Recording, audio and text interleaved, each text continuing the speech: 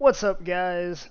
We've got a new build for Warlocks with Solar 3.0 coming out, or now being out, but I am calling this one Sid the Fire God, and if you don't understand that reference, you need to go watch Ice Age Meltdown.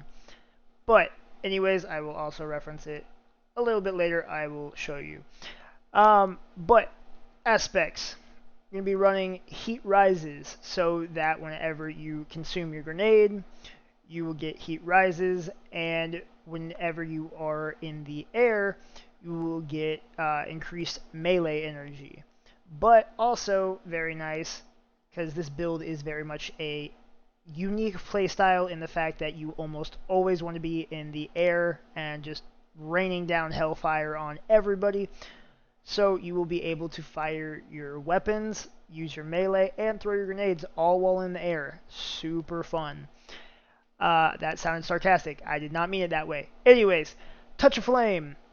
Your grenades will have enhanced functionality. So Firebolt is the one we're going to be using. You'll be able to take out multiple targets with it because it's going to be able to find more.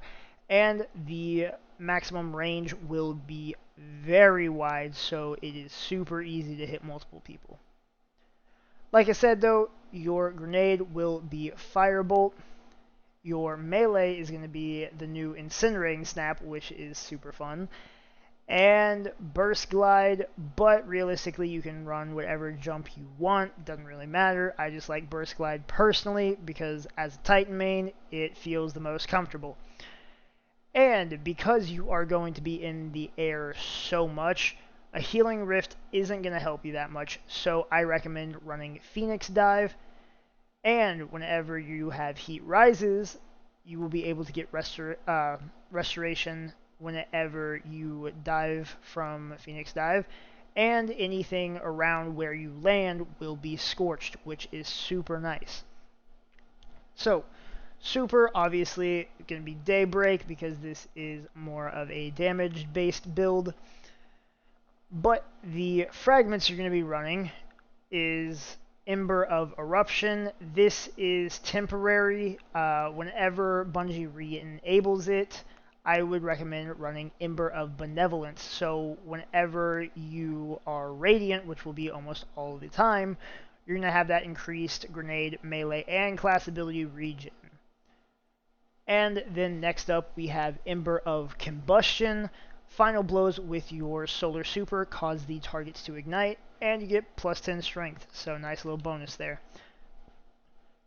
The third fragment you're going to want to run is Ember of Ashes. You apply more Scorch stacks to targets, which is really nice because it makes them ignite much faster, but most of the time they are going to honestly die before then. But because you have more Scorch stacks, it will tie in to Ember of Searing. So defeating Scorch targets will grant extra melee energy, and also you will have plus 10 recovery. So that is very nice and handy.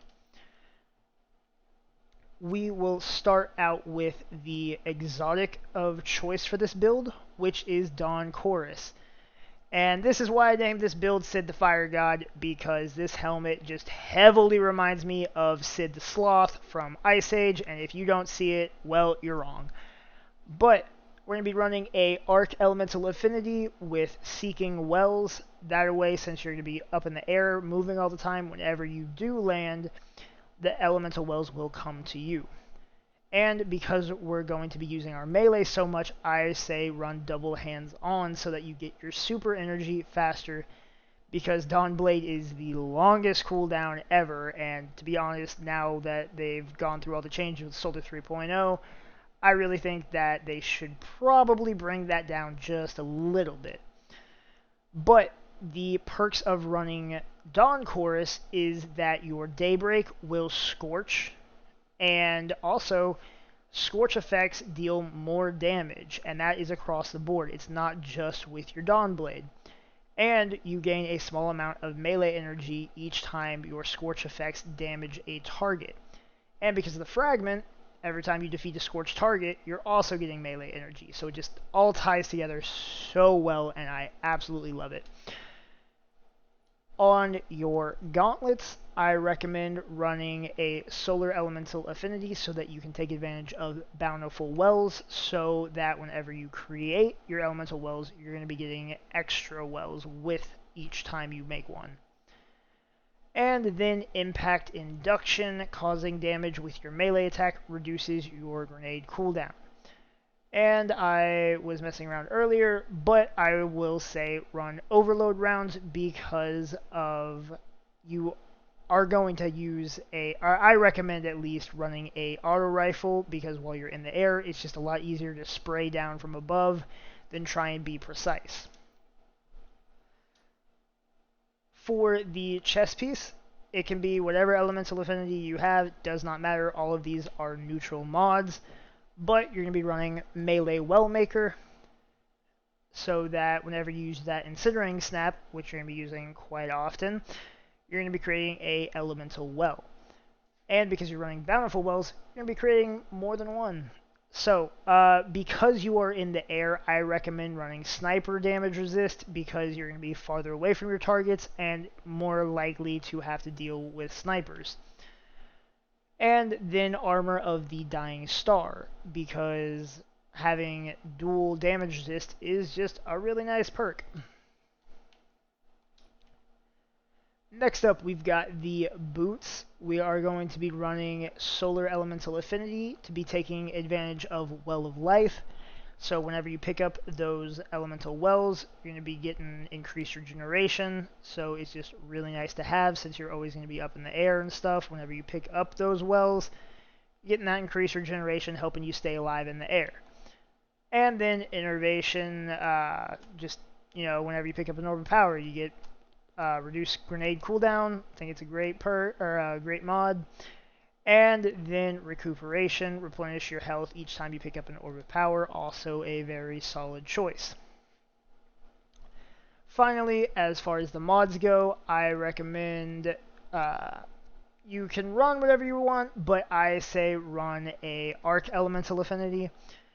You're going to be running Melee Wellmaker, so since you're going to be running 2 of these and Bountiful Wells, each time you take out one target with your melee, you're going to be creating 3 Solar Elemental Wells, which is super nice to be getting any top off that you might need to continue to use your melee ability, and also giving you energy for Phoenix Dive and your grenade.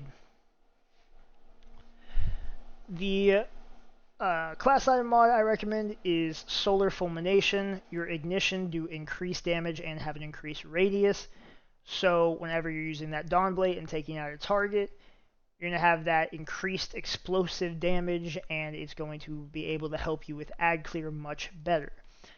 And then, because we're running Arc Elemental Affinity, I recommend Outreach, so your melee cooldown will be reduced whenever using your class ability. For the weapons, like I said, I recommend running an auto rifle, because you're going to be up in the air. It's just a lot easier to use. And personally, I really love Fire Fright, because I have a roll with Mulligan, because likely you might miss a couple of shots. This way, you're going to get refunded for that. But my favorite thing to use is Retrace Path. This, just shooting a beam of fire, like, how can you not feel like a fire god?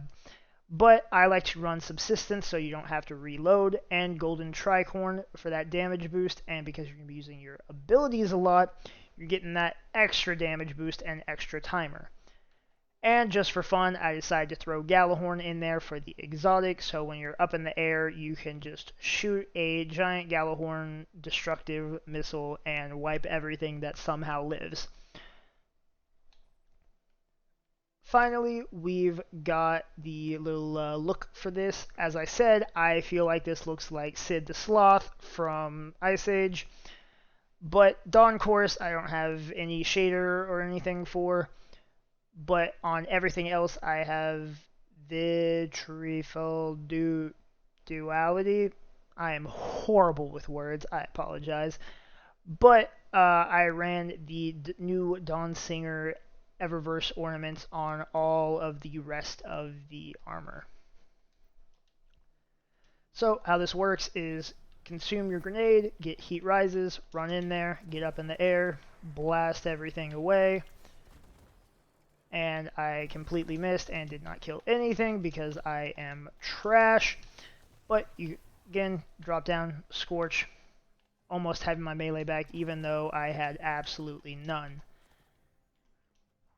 And so you just get up in the air, drop a rocket, and that killed almost everything. But again, Incinerating Snap, take everything out. There's 3 elemental wells.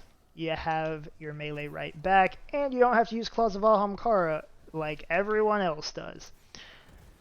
So that is Sid the Fire God build for Warlocks.